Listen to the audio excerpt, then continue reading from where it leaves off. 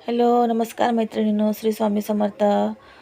माझ्या मैत्रिणींना व ताईंना परत एकदा आपल्या एका नवीन ब्लॉगमध्ये सर्वांचे स्वागत आहे. तर इथं ब्लॉग सुरू केलेला आहे. आणि ताईंनो, सर्वात प्रथम विचारते तुम्हाला आज की माझे व्हिडिओ तुम्हाला बघायला कसे वाटतात, छान वाटतात की नाही, किंवा काही माहिती असे विचार माझे सांगते तुम्हाला ते आवडतात की नाही, मला नक्की कमेंटमध्ये सांगा. आणि मग छान छान असे कमेंट करा. आणि नक्की चॅनलला सबस्क्राईब करा. म्हणजे चॅनलला सबस्क्राईब नसेल केलं तर तुम्हाला माझे व्हिडिओ लवकर येणार नाही. म्हणजे मी टाकन तेव्हा सबस्क्राईब केल्यावरती तुम्हाला जेव्हा मी व्हिडिओ टाकन सर्वात पहिले तुमच्यापर्यंत पोहोचतील. तर स्वयंपाकाचा मेनू सांगते सर्वात प्रथम, नंतर मग आपली गप्पा मारायची सुरुवात करूया. तर इथं बघू शकता, आज ना मी इडली केली होती. तर खोबऱ्याची चटणी होती अगोदरची. तर मला काय वाटलं, म्हणजे खोबऱ्याची चटणी होती अगोदरची, तर मला काय वाटलं चटणी चांगली असेल, मी टेस्ट वगैरे करून भेटली पण छान होती. पण नंतर जेव्हा खाता वेळेस आहे ना मग इडलीसोबत, तर मला टेस्ट थोडीशी वेगळी लागली आहे बघा. फ्रीजमध्ये ठेवली होती मी. तर नंतर मग गरम वगैरे केली, त्याला फोडणी वगैरे दिली व्यवस्थित अशी. पण मला काय ती टेस्ट थोडीशी वेगळीच लागली फ्रीजमध्ये होती तर.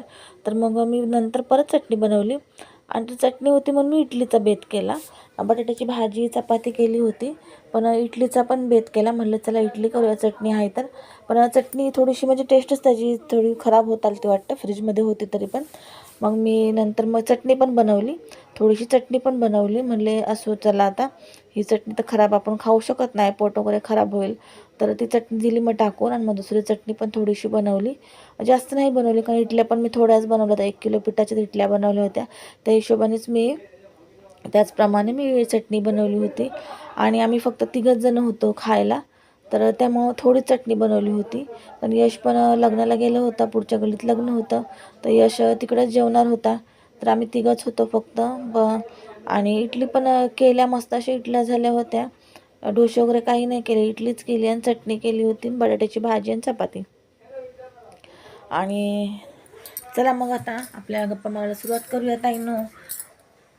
जेवण बनवता बनवता गप्पा मारूया. आज विषय आपला काय असणार आहे, तर आज विषय आपला एक नवीन विषय घेऊन आलेले आहे. नवीन विषय असा म्हणलं तर जुनच विषय आहे तो.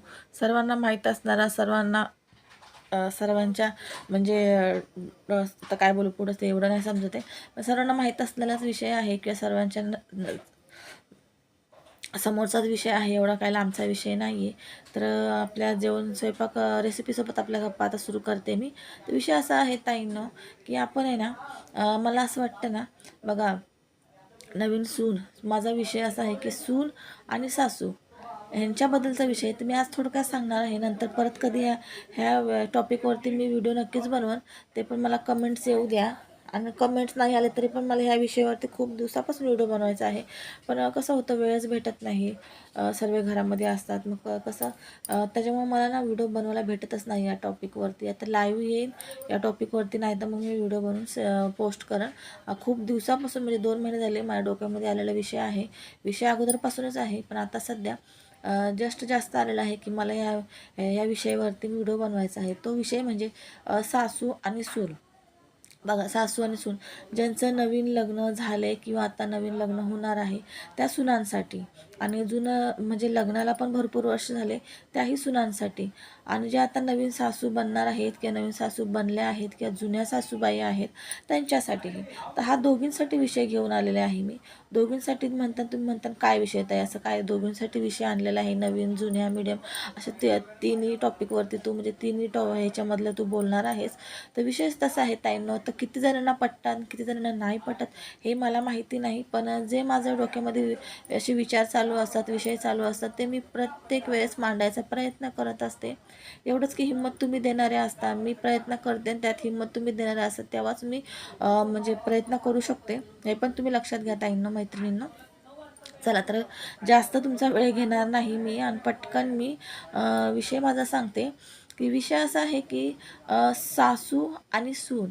तर पहिलं तर ज्या कोणी नवीन लग्न करून गेल्या असताना आता, किंवा जाणार असन, किंवा ज्या जुन्या पण सूनबाई आहेत, त्यांनी एकच काम करा की जसं जसं म्हणजे मी पहिलं सुनांना सांगते, सासूबाईंना पण सांगू शकते, पण आता कोणाला तरी सांगायचं नाही. आता सुनांना सांगायचं आहे नवीन जुन्या, आता सासूबाईंना सांगायचं आहे नवीन जुन्या किंवा होणाऱ्या. तर सुनांपासूनच सुरू करते. माझं असं म्हणणं आहे, सुनापासून सुरू करते. जसं आपण आपल्या घरी आपली आई असते, आपली मम्मी असते, आपली आई असते, ते तिच्यासोबत आपण जसं वागतो, मम्मी मला हे पाहिजे, मम्मी मला ते पाहिजे, मम्मी मला असं, मम्मी मला तसं, तिला धरून राहतो, तिला सुखदुःख सर्व सांगतो, किंवा तिला आपलंसं म्हणजे तिला आपण कधी दुखवत नाही, किंवा तिला कोणत्याही अडचणीत किंवा कोणत्याही दुःखात किंवा कोणत्याही संकटात आपण तिला टाकू शकत नाही. तिला प्रत्येक गोष्टीमध्ये साथ देतो. कामात म्हणा, प्रत्येक ह्याच्यामध्ये तिला कोणी काय बोललं किंवा तिला कोणी काय हे ओरडलं किंवा काही पण, घरामधले पप्पा म्हणा, भाऊ म्हणा, किंवा कोणी पण काही जरी असा प्रॉब्लेम आला, तिला कोणी काही बोललं तर आपण बघा कसं ओरडतो. म्हणजे माझ्या मम्मीला काही बोलायचं नाही, माझ्या आईला काही बोलायचं नाही. तिच्या पाठीशी एक मुलगी असते की नाही, आपली आईची मुलगीच असते ना पाठीशी, आईसोबत आईला साथ देण्यासाठी प्रत्येक गोष्टीला. मग त्याचप्रमाणे जर तुम्ही सून असाल, मग सून बनून सासरी गेला असाल, तर ती जी सासू आहे तुमची ना, त्या सासूला पण तुम्ही तसा सपोर्ट करा. तुम्ही त्या सासूला सपोर्ट करा, ती सासू तुम्हाला सपोर्ट करेन. पहिलं सुनांचं सांगत आहे मी. तुम्ही त्या सासूला सपोर्ट करा, ती सासू तुम्हाला सपोर्ट करेन प्रत्येक गोष्टीमध्ये. जसं आईला तुम्ही आईसोबत तुम्ही राहता माहेरी तुमच्या लग्नाच्या अगोदर, तर तसंच तुम्ही तुमच्या सासरी गेल्यावरती राहा तुमच्या सासूबाईंसोबत लग्नाच्या नंतर. आणि जशी तुमची आता हे थोडक्यात सांगितलं आहे मी. याच्यावरती या टॉपिकवरती व्हिडिओ बनवणार आहे, तर मी आता हे थोडक्यात सांगितलं आहे. आता सांगते की सासूबद्दल सांगते. तर प्रत्येक नवीन जुन्या किंवा होणाऱ्या सासूंसाठी हा व्हिडिओ आहे. की तुमची मुलगी जर असेल, बघा तुमची मुलगी, तुमच्या घरामध्ये तुमची मुलगी असेल, तर तुम्ही तुमच्या मुलीला कसं सुख दुःख सर्व म्हणजे लक्ष देता. बाबा तुला काय पाहिजे, काय नको, किंवा तिला कोणाला काय बोलू देत नाही, तिच्या पप्पांना नाही, भावंडांना नाही, कोणालाच काय बोलू देत नाही. तिची प्रत्येक ठिकाणी काळजी घेतात. तिला हवाय नको, तिला काम जास्त करायला देत नाही. मोजके तिला कामं किंवा हे काम ठरवलेले असतात, हे काम तू कर, असं तसं. असं तुम्ही तुमच्या मुलीला करता की नाही? प्रत्येक गोष्टीमध्ये तिला साथ देता, कुठं बाहेर नेणं, कुठं फिरायला नेणं, किंवा तिला काय पाहिजे, तिची गरज, तिला बरं नाही आहे नाही, तिचा बाबा तुला आज बरं नाही तर तू आराम कर, काही प्रॉब्लेम आहे तर तू आम्हाला सांग.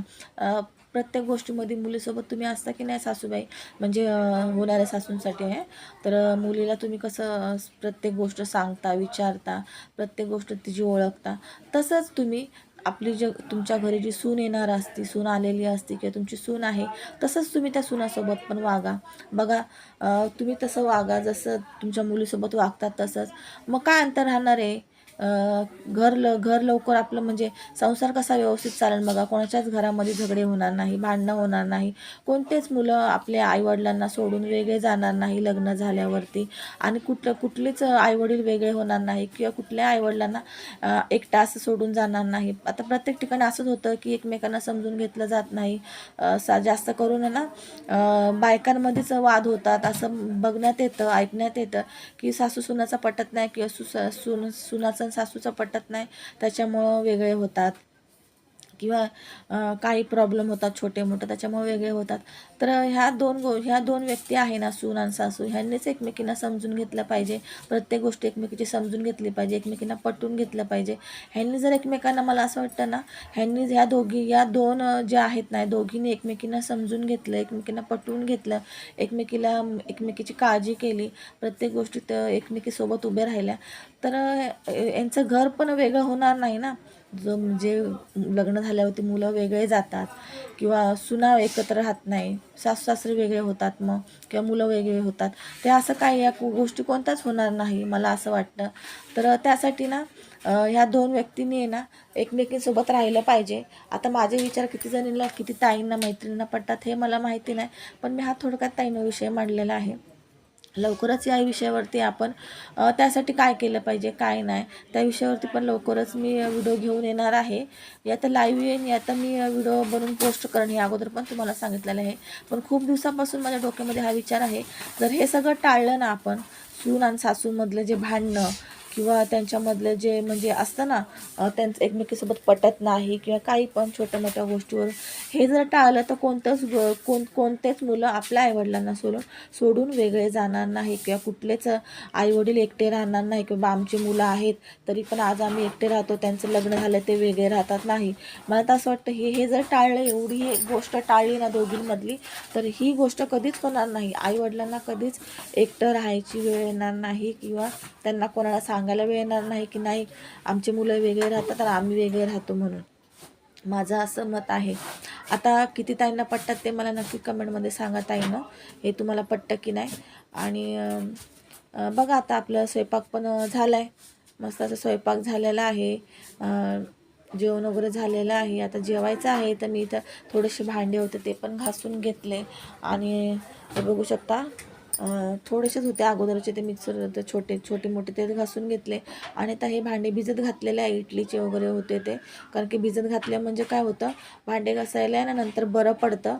आणि हे इथं मी आता ना जेवण वाढून देत आहे आर्य मला म्हणला की मम्मी जेवण वाढून दे, त्याला भूक लागली होती तर मी त्याला जेवण वाढून देत आहे. तर तो पहिलाच बोलला तर मला थोडंच दे, त्याला थोडंच लागतं, सर्व थोडंच दे, अगोदरच सांगतोय. इडल्या जास्त देऊ नको, चपाती जास्त देऊ नको. दिली तर म्हणतात काढ काढ काढ बोलतो, तिकडून तो बघत होता आणि काढ बोलत होता. तर मी जबरदस्ती दिली त्याला, त्याचं लक्ष नसताना परत 1-2 इडली त्याच्या ताटामध्ये टाकून दिली. आणि ताईनं माझे विचार थोडेसे ना असेच आहे, म्हणजे समाजाबद्दल जास्त विचार केला जातो माझ्याकडनं. समाजाबद्दल प्रत्येक व्यक्तीबद्दल, समाजच म्हणा, ह्याला समाजात बोलता येईल की समाजाबद्दलच माझ्याकडून जास्त विचार केला जातो. म्हणजे प्रत्येकाचं भलं झालं पाहिजे. आणि तुम्ही म्हणता ताई ते जेवण वाढून ठेवलं कोणच नाही, तर आधी मला म्हणला जेवण वाढ, आणि तो दारामध्ये बसला बघा मोबाईल घेऊन गेम खेळत. तर मी इथं पलंगावरतीच ठेवलं, म्हणले तोपर्यंत पलंगावर ठेवलं, तो आल्यावर खाली घेऊन बसन. पण तो काय आला नाही. मग 1-2 मिनटं वाट बघितली, मग आवाज दिला, येतो बोलला. म्हणलं चला आता आपणच ते ताट उचलून परत किचनवरती ठेवणं, तिथं काहीतरी कचरा वगैरे पडन. मग ते ताट उचललं आणि किचनवरती ठेवलं. नंतर मग तो आला आणि जेवला. तर ताईंनो व्हिडिओ आवडतात की नाही मला नक्की सांगा हा कमेंटमध्ये. मला असं वाटत नाही कोणाला माझे व्हिडिओ आवडतात की नाही, मला तर वाटत नाही. काही मला ना कमेंट्सच येत नाही की हो ताई तू व्हिडिओ चांगला बनवते का काय. तर पटापट कमेंट्स करा ताईंनो, म्हणजे तुम्ही मला कमेंट्स करता तर मला म्हणजे बरं वाटेल की हो बा माझे व्हिडिओ आवडतात. तर असे चांगले विचार घेऊन तुमच्यापर्यंत मी येईन. आणि माझे जे विचार आहेत त्या विचारापासून जर कोणाचं तरी भलं होत असेल, प्रत्येक स्त्रीचं प्रत्येक संसार व्यवस्थित चालत असेल, तर त्यापासून सुख आपल्याला काय भेटणार आहे ना, मला असं वाटतं. तर सगळ्यांचे घर संसार प्रत्येकाचे आपल्याला एकत्र बघायचे आहे. कोणत्याही मुलांना वेगळं झालेले बघायचं नाही आहे. मला तर लग्न झाल्यावरती कोणत्याही आईवडिलांना एकटं राहताना बघायचं नाही आहे. हा पण एक अनुभव आहे ताईंनो, अनुभवातनं सर्व काही मी बोलत आहे.